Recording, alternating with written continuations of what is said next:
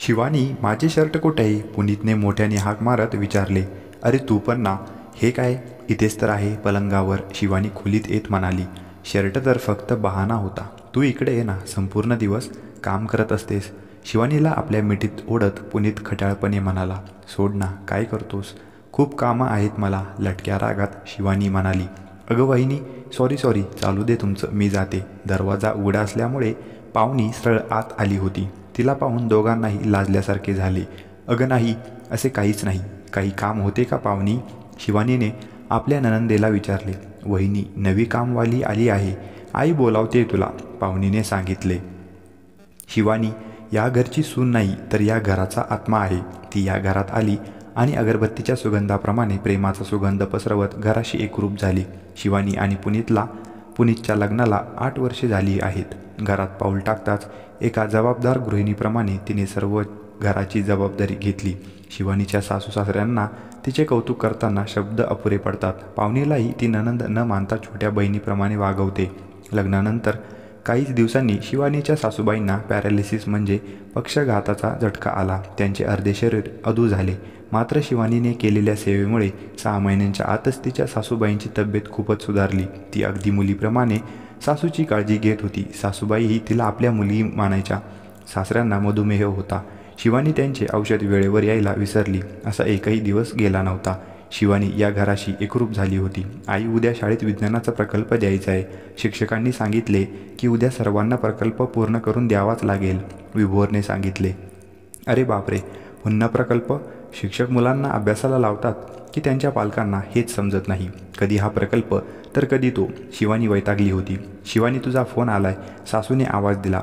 आले ताई. आले आई, शिवानी म्हणाली. बाळा, तू कपडे बदल, मी लगेच येते, शिवानीने विभोरचा गाल थापटत सांगितले. हॅलो शिवानी, मी ज्योती. पुढच्या आठवड्यात आपल्या महाविद्यालयातील सर्व मित्रमैत्रिणी एकत्र भेटणार आहेत. तू येशील ना? खूप मजा येईल. आपण सर्व मिळून जुन्या आठवणींना उजाळा देऊ. किती मजा केली होती आपण. तू यायला नकार देऊ नकोस, ज्योतीने सांगितले. एकत्र भेटायचे माझ्यासाठी शक्य नाही ज्योती. घरात खूप कामं आहे, वेळ असतोच कुठे, शिवानी म्हणाली. शिवानी, तू खरंच बदलली आहेस. तुझ्याकडे कधीच वेळ नसतो. कुठे गेली आमची ती रॉकस्टार? आम्ही ठरवले होते की बऱ्याच दिवसांनी तुझ्याकडून गिटारवर तेच गाणे पुन्हा ऐकायचे. श्रेया अमेरिकेहून येणार आहे आणि तू इथेच राहूनही तुझ्याकडे वेळ नाही. चल, यायचा प्रयत्न कर, असे म्हणत ज्योतीने फोन ठेवला. सर्वांनी एकत्र भेटायचे, ती स्वतःशीच पुटपटली आणि पुन्हा कामाला लागली. रात्रीचे जेवण आणि सर्व कामं आटपून थकून स्वतःच्या खोलीत आली. कपडे बदलण्यासाठी तिने कपाट उघडले. अचानक तिची नजर महाविद्यालयातील त्या जुन्या अल्बमकडे गेली.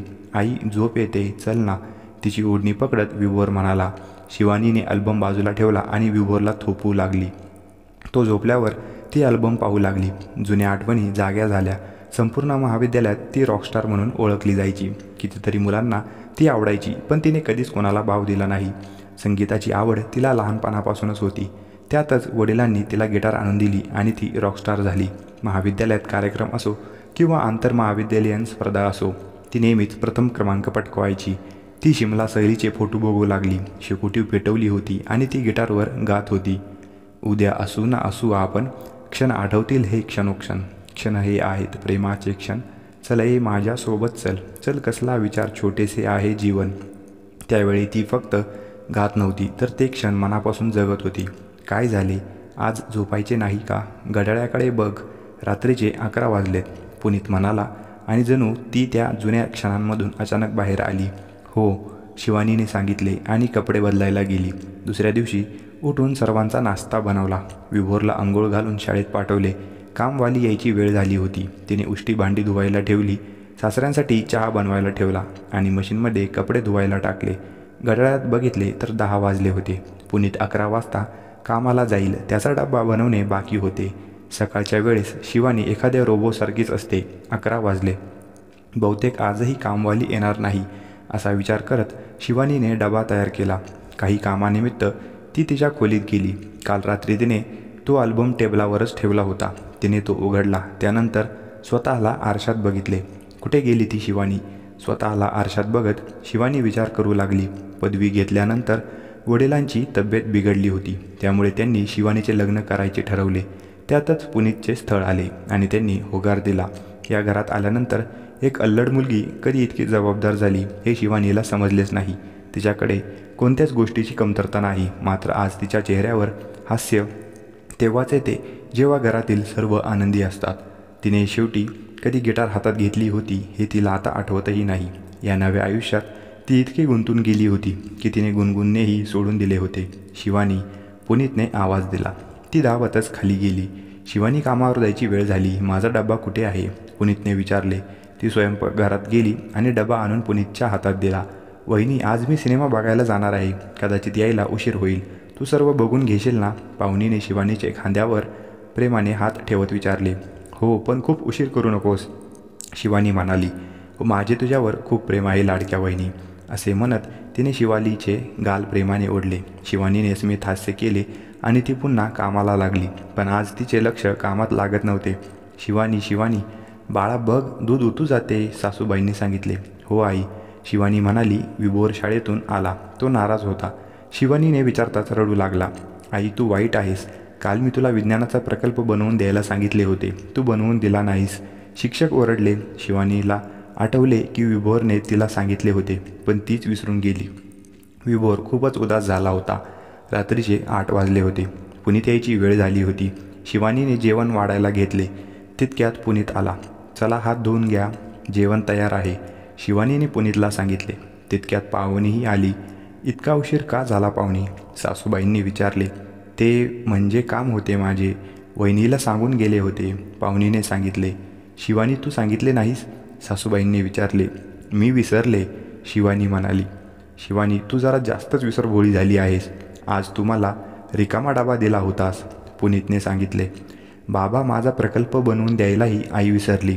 शिक्षक ओरडले मला, विभोरने तोंड वेडेवाकडे करत सांगितले. शिवानीच्या डोळ्यात अश्रू जमा झाले. ती रडू लागली. तिचे रडणे सर्वांसाठीच अनपेक्षितपणे होते.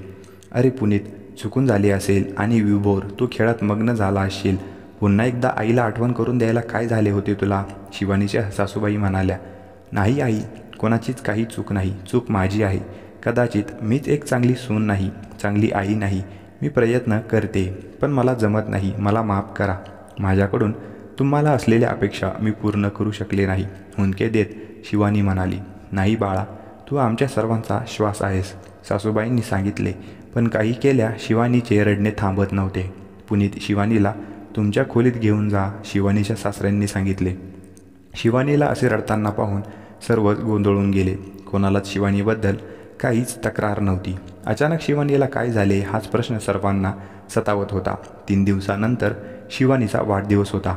सर्वजण एकत्र जमा झाले आणि विचार करू लागले की तिचा हा वाढदिवस तिच्या कायम लक्षात राहील असा साजरा करायचा. पाहुणी, काय करतेस तू? शिवानीने विचारले. वहिनी, तू फक्त डोळे उघडू नकोस. पाहुणीने तिच्या हाताने शिवानीचे डोळे बंद केले होते.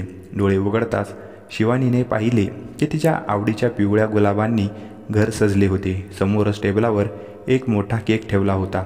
सर्व शिवानीकडे बघत होते.